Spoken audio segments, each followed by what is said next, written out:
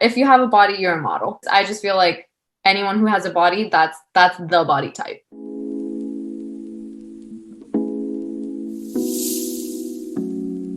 Hey everyone, my name is Mariana. I'm the founder of Maribel Beauty, and I'm here today with Vanessa. She's the founder of Pink Dahlia Exotic, based in Waterloo region. Pink Dahlia Exotic focuses on lingerie in order to raise awareness and challenge the stigma against female sexuality. I'm just so thankful that Vanessa, you're here with me today talking about what you do. I love your mission, and you can tell you're passionate about your work and your brand. I'm just excited to sit with you today and learn more about you. Thank you for having me. Awesome. So I would love to get to know you and your business. So you have a goal and a clear mission. So how did Pink Dahlia Exotic begin? So it actually began with me noticing the trends and also following a little bit of the lingerie out and about in fashion, basically. And as part of an outfit, I was thinking up a business for a while and I wanted it to be something special, something different, and something with a purpose. So,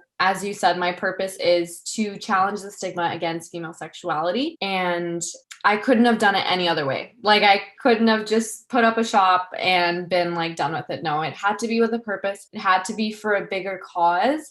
Pink Dahlia Exotic is a cause driven business. So, I do donate a portion of proceeds to the Global Fund for Women, which is one of the largest organizations that funds women's rights and freedoms. So that was basically, in a nutshell, what kind of made me do that. It was personal. It was also noticing trends, and it was to start a movement to really stand up for the liberation of women's sexuality. That's awesome, especially the fact you focus on lingerie and also targeting that area. I think that's so clever, and it's honestly such a great way of kind of taking female sexuality back and taking away the stigma, because there shouldn't be a stigma to begin with. So I'm wondering, have you had any personal events in your life that made you passionate about female sexuality and that topic? Yeah, so myself and my friends, like I tend to hang out with people who are like-minded, right? So we, like to dress up, like to show off what our mamas gave us, and that's okay. Like if that makes us feel empowered, if that makes us feel confident, that should be okay. But society doesn't seem to think so. I remember one specific event.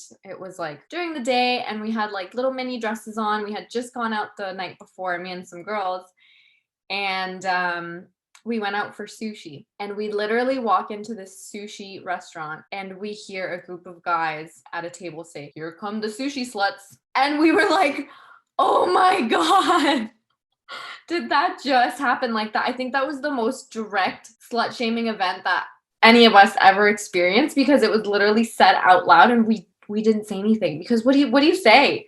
Like, we're not going to start a fight in the middle of a sushi restaurant. We're just here for sushi. Like, and we dressed up for it and we just laughed. We just thought it was so funny. But it just goes to show how confident people are in this slut image kind of thing. Like, and there's a very fine line. It's like something can be sexy, but oh, if you go too far, it's like, oh, that's slutty. It's like, no. Female bodies are not any different from male bodies. Like, sure, we have bags of fat accompanying our nipples, but it's the same. So I just think there's a double standard between men and women where there shouldn't be. I know, I totally agree. And the fact that you and your friends were just minding your own business, going about your day, and they're like, oh, like, hey, the sushi sluts, like, you didn't even do anything to them. You, like, what?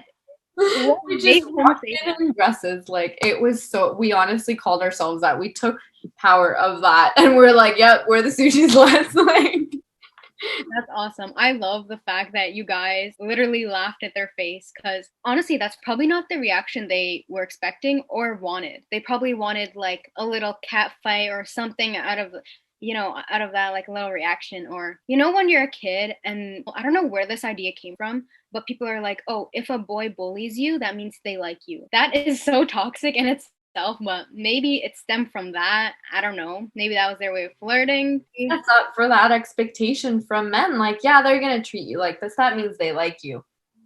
No. If you like me, you respect me, you compliment me, you get to know me like that. Yeah, no, absolutely not. Yeah, just that whole idea is so toxic within itself. Like, and I don't know, did you hear that when you were a kid? I didn't. I was more in the boys have cooties, stay away kind of realm of things when it came to that. I would say, yeah, I did get bullied by boys. Not even like as a young girl, like I was almost high school. I got bullied by boys, I got bullied by girls, which is part of why another reason why I started my business. I wanted to create a sense of community within women because I feel like we can be really nasty to each other and we don't need to be doing that. We already get enough of that from men, and I want women to shift their mindset, and I had to do some shifting too. I was never, or not never, but I wasn't always as kind towards women, and I've made that an intentional mission for myself, and I want that to be the same for other women because we have to stick together. Like, we have to support each other. It's hard enough as it is being a woman, and gender-based injustice is everywhere, so we have to be nice to each other and stick together. I think you touched on a really important topic of if it's either slutty or sexy, like that very, very fine line. And it's like, who gets to decide? It almost seems like society just tells us they only like when we accept our sexuality when it's on their terms. And when a woman is like confident on their own, like for example, even if your friends showing up so confident in your own skin, people are like, oh, confident woman, step down. Run, take cover. but wait, that's funny. But yeah, they felt too threatened by you guys. So honestly, it's just like, do they want to control every aspect from like their clothes to their sexuality to the way they walk or talk? Like, they want to control every single aspect. So I just think it's great that you're focusing on female sexuality with lingerie in specific, because that just resonated with me so much. Like when I saw your Instagram page, I was like, oh my God, I have to message you. Yeah, what inspired you to be a business owner in the first place? Because you said that you always wanted to be a business owner for a cause driven business. So what kind of motivated you to do that? So the biggest motivation was honestly myself. I went through my own journey of self-acceptance, body positivity, and I'm on the skinny end of the spectrum. So for me, it was like, I have to gain weight. I have to gain weight. And I was always just so obsessed with that and what society was telling me to look like. I feel like it was only in the early 2000s when being my figure, super skinny, was the look. And then when it wasn't, it was like a problem. Like, people called me anorexic at school, and I would just bundle up. Even in summer, I'd be wearing long sleeves and layering up pants just to look fuller because I didn't feel comfortable in my own skin. I didn't feel like I was beautiful the way God made me. And I thought that was so crazy when I finally reached the point where I realized how I was bullying myself. They say your worst critic is yourself. So once I, stepped over that and overcame all those self-esteem issues and became the confident woman that I am today, I was like, wow, this is an amazing feeling. And I feel at my absolute best when I'm in lingerie, and I want other women to feel that way. I want other women to feel empowered through their own sexuality. It's part of their identity, and it makes you shine. I can't say the amount of messages I've gotten from customers of mine that said wow, I am so empowered. I feel so confident. I feel so sexy. My partner loves it. I love it.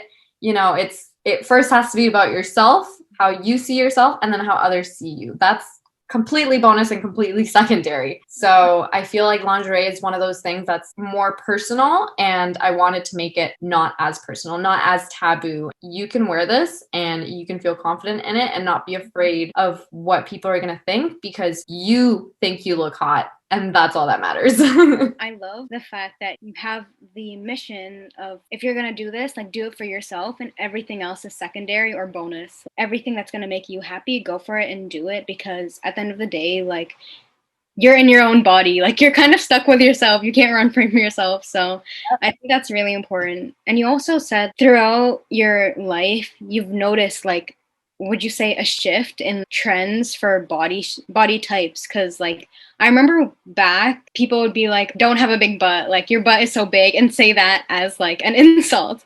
But now it's literally the complete opposite. So why do you think that is? Like, why do you think we as a society we go through, like, it's kind of bad to say, but trends with bodies? I think it all starts with, Fashion Week and celebrities and the fame and all of that. Because if you look back like hundreds of years, you can literally see what each kind of decade or frame, like time era, what the beauty standards looked like. Like you can think back to the 80s, the big poofy curly hair, skinny, working out, skin tight and bright.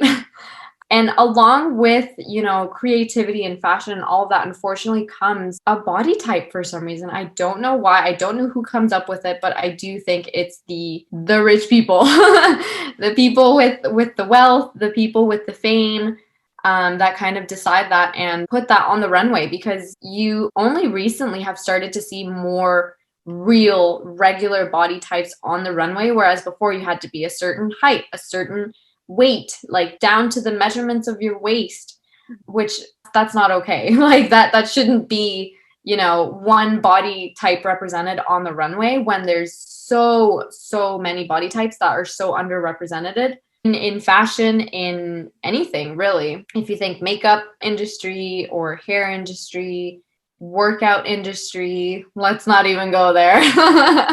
Like it's almost like their whole business is around having that look. And now the look is like the Kim K, like big boobs, skinny waist, big butt. It's like, how realistic are we really going here?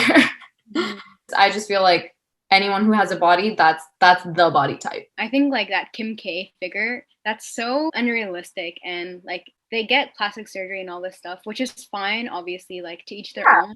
But when they lie about it and they're like, "Oh yeah, this is, from tummy tea, or this is from like a lollipop," obviously it doesn't add up. And anyone really can live up to society's standards if they have like the money for it, because that's honestly, in today's world, that's what the beauty standard is. And if you notice as well, like all these influencers, like the more mainstream ones, they all kind of look the same. Maybe they go to the same plastic surgeon or something. I don't know. I don't know, but it's just insane, like when they do all these things and then they lie about it. And with especially like more younger audiences as well, they're gonna believe it, and girls and boys, they're gonna believe it. And once children like grow up into their own bodies, and it's not like Kim K hourglass, they're like, something is wrong. They're like, is something wrong with me? Yeah, well, that's where you see a lot of like the body dysmorphia coming in with some people, that like they look in the mirror and they see something completely different because they're constantly comparing themselves to people on social media, to the celebrities, to everything they see on TV, which I have nothing against plastic surgery, to each their own, like you said. If that makes you feel beautiful, the more power to you. It's when it starts to become, this is what you have to look like to achieve beauty. You should feel beautiful before the plastic surgery. You shouldn't be needing plastic surgery to feel beautiful. And I feel like that's where it gets really dangerous with, like you said, the younger crowd, when celebrities and influencers are all getting all this plastic surgery and they think that that's what they look like. Some of them don't even know that they have plastic surgery, even if they're honest about it. So if that's all they see, they think, wow, like their nose is so perfect and they're, like right down to their cheekbones is so perfect. But it may or may not be plastic surgery. It may or may not be genes, right? And it just creates that expectation of looking perfect. And through photos, we know they can also be enhanced and Photoshop and all of that. So it just becomes so diluted into like what's real and what's not. There's no way to know. And with younger audiences now being born into the internet, basically, it's such a dangerous thing to kind of think about, to wrap your head around and work with. Because I mean, we don't want to raise daughters in a world where you're constantly being shamed for what you look like, and just anything and everything you do or don't do, you get criticized for if you're a girl. So Yeah, I just feel like the people who have the wealth, people who have the fame have to be more mindful of that and the example they're being for the younger and even their age. It doesn't even matter the age. Their influence, right? They have influence and they have to be mindful of what they're putting out there with that influence. It does really affect women's mental health, especially. You, as a business owner in the fashion streetwear market, have you thought about using more diverse body types? Like, is that something you show on your website and in your Instagram pictures and everything, like more diversity? Yeah, for sure. I definitely make it like a mission to represent different body types. And, even some of my customers, like they're so excited to see inclusive sizing in my swimwear line. I just launched from size small to 5XL, and that's like not the regular store. And unfortunately, it's not only because, oh, those aren't the popular sizes, it's the industry in and of itself. Like it was really hard for me to find those sizes. It's really hard to find manufacturers that actually make pieces in those sizes, which is another issue when it comes to being inclusive and representing all kinds of people with all kinds of bodies. You want to do that, and then you realize how actually difficult the world makes it to do that. I'm jumping through hoops, but it's definitely worth it because, like I said, it's making people happy. It's making people feel empowered and like they're not alone, because I've been to a store before too where I can't find an extra small. Thankfully, a lot of the stuff I get, because it comes from China, is smaller in size, so I do fit into a small. But if I'm shopping here and if it's a Canadian or American brand, a small is not going to fit me. I need an extra small. So that's been a huge learning curve in my business for sure when it comes to sizing. I never want anyone to feel like they're trying to fit into a size or fill in a size, in my case, in the past, to just purchase something, because that's not the feeling I'm trying to give. I'm not just trying to sell clothes. I'm trying to sell a feeling, and that's definitely not part of it. So that's why I wanted to have a lot of sizes. And yeah, my models, all of my models are either myself and my customers. I don't want to, do this whole influencers modeling my brand or models modeling my brand. If you have a body, you're a model to me. So it's been really nice to showcase all those different body types, and it helps people reference sizing too. They'll see, a mom. I've had the question of like, oh, I have mom boobs. Is this going to fit me? And I'm like, oh, here's a mom in this piece that you're looking for in your size. And they're like, oh, like that's so helpful seeing like a real body in that size. So yeah, it's been really interesting. Yeah, you've really stuck to your mission. Would you say it would be easier just to get look for a manufacturer that just focuses on like the kind of average body type? Would you say like that would be easier? Yeah, like most of the clothing that's available is available in small, medium, and large, and that's it. It was also suggested to me like, oh, maybe shop with a manufacturer that only makes inclusive sizing. And I thought, I'm all for having a dedicated store, which they exist, dedicated stores for plus sizing, but I don't feel like you have to be singled out that way. I feel like it should just be integrated. It should be just be no questions asked, like your size is available here as well as all the other sizes, because we are all the same. Like size is just a number, right? Yeah, I don't really want to fall into the like plus size section. No, like you're not separate from us. We can sit together. Yeah. Oh my God, I literally have that never kind of occurred to me. The fact we have plus size stores. Mm-hmm. What? Like, whose idea was that? Like, why is it not integrated? Oh my God, plus size stores in itself is a huge issue. Oh my God, I've never thought about that. And that's probably on my own like ignorance, but that's on me. But if I feel like that, means like a lot of other people might feel the same way.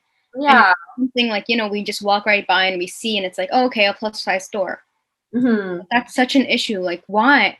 Like, and everyone's on that body acceptance journey. Everyone is on a different stage of that. So some people might walk in there and not care. They're like, yep, this is my store. Other people might be really embarrassed, like, oh, this is the store I have to shop at because of how I look.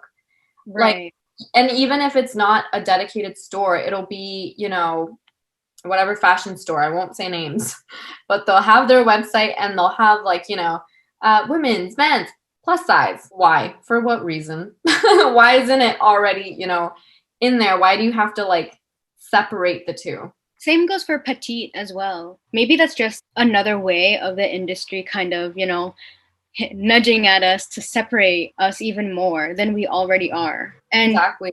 on this topic, it kind of reminds me about the store Brandy Melville. I think I've heard of it. Yeah. Yeah, so it's kind of like a Forever 21, but it's only has one size. And when you look at the tag, it's like one size fits all. And it's like this really, really like probably size 0 or 2 pants. The biggest they'll probably go is like a size 2. And it literally says one size fits all. And it's like, all? Who are you talking about? And I think they have a lot of like controversy and issues because the people who own it, it's like these two old Italian men, and it's like really suspicious. And the fact that they put like one size fits all on this, teenage girl store. It's funny you say that because there are so many fashion brands that people swear by and they have no idea that they're owned by literally old men. Like, no, shop small, shop female owned. I'm sorry, but there's so many brands that are like just making men that much richer. And it's like, how can you even relate to the stuff you're selling?